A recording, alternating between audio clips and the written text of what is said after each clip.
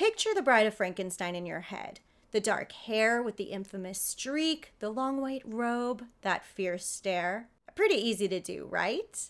Or maybe you cheated and looked right here. But we know what she looks like. Would you believe that in all of Universal Monster movie history, the bride only appears on screen for about 4 minutes?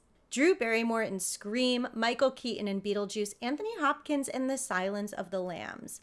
The bride is in good company. Sometimes the characters with the least screen time make the biggest impact. Today, the Bride of Frankenstein is one of the most recognizable characters in all of Hollywood history. But what is it that makes her so memorable despite barely even appearing in her own film? I'm Antonia Carlotta, and this is Universally Me, the channel for all things Universal and classic horror. My family started Universal Studios and they made The Bride of Frankenstein. Let's go behind the scenes. The Bride of Frankenstein was the much-awaited sequel to the 1931 Frankenstein, and I would say it's a pretty rare example of a sequel perhaps outdoing the original. When The Bride of Frankenstein came out in 1935, audiences probably expected the bride to play a pretty central role. I know I sure did. I was shocked the first time I watched the movie. Every scene, I was like, okay, this is probably the scene where she'll show up. And then she didn't until the very, very end. But she still managed to be one of the most captivating characters. This paradox of minimal screen time with max impact speaks volumes about the power of visual storytelling.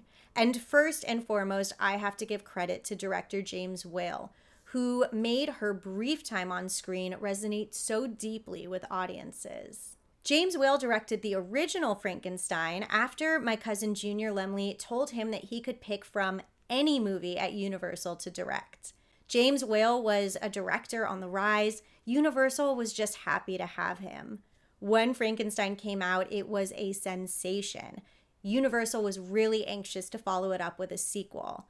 But initially, James Whale declined. He kind of felt like he had done everything there was to do with the story, and he also didn't want to get too pigeonholed in the horror space.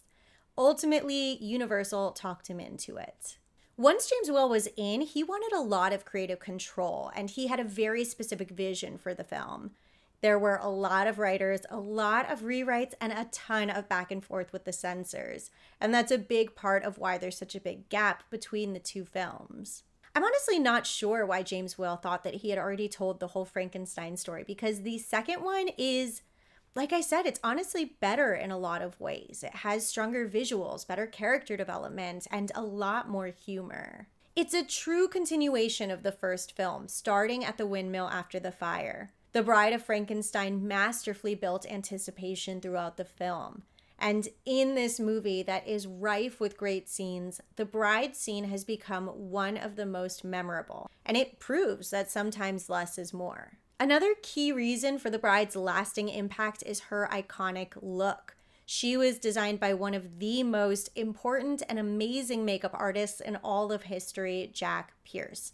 I truly cannot say enough how important and amazing he was. He made pretty much all of the Universal monsters. He made pretty much all of everything at Universal for a couple of decades. He was a trailblazer.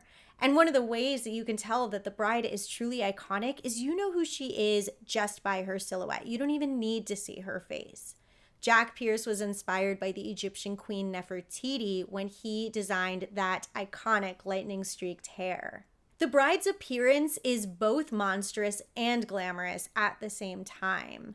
She's got the long white robe and the bandages. She's got the stitches lining her chin. But then she's got these perfect lips, the perfectly harsh 1930s eyebrows. Her look became something of a cultural phenomenon. She was getting reproduced in art, in fashion, and pop culture. And she became this kind of symbol for individuality and rebellion. There are totally elements of her that fall within like conventional beauty standards, but elements that totally do not. And I think then that everybody's a little bit drawn to her because she defies this easy categorization. And then, of course, we have Elsa Lanchester. If James Whale set the scene, and Jack Pierce made the look. Elsa Lanchester brought it to life.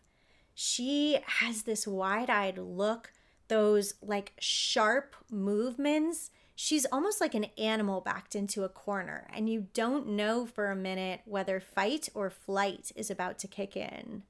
Her scream is classic, but her hiss is iconic. Elsa said that she was inspired by swans when she came up with the hiss. And I think that that's so special. Like, no other actress could have come up with that. No other actress would have brought that to the table. And without any lines, without any real time to sit with the bride and get to know her, this hiss gives us something so unique and special to hold on to. She's not just any monster, she is this monster. And one last reason that I think The Bride of Frankenstein has stood the test of time despite not really getting much screen time is because she became something of a feminist icon. Despite literally being created as a companion for this male monster, with her hiss and her scream, she instantly rejects that role. Without saying a word, she is able to establish very clearly that she will not be conforming to her assigned role. And in this time, in the 1930s, when women's roles were very narrowly defined, it's a very powerful statement of autonomy.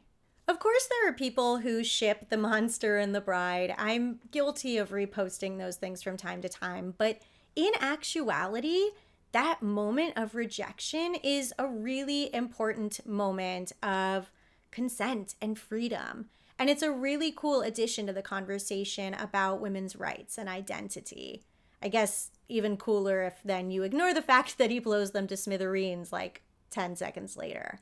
I'm guessing if the bride got the choice, she would pick the bear, if you know what I mean. But today, like I said, she is one of the most recognizable figures in all of Hollywood history. Her image endures. She's part of media and merch. She is Halloween costumes and contemporary art. She has inspired so many books and TV shows and movies and comics, so much more.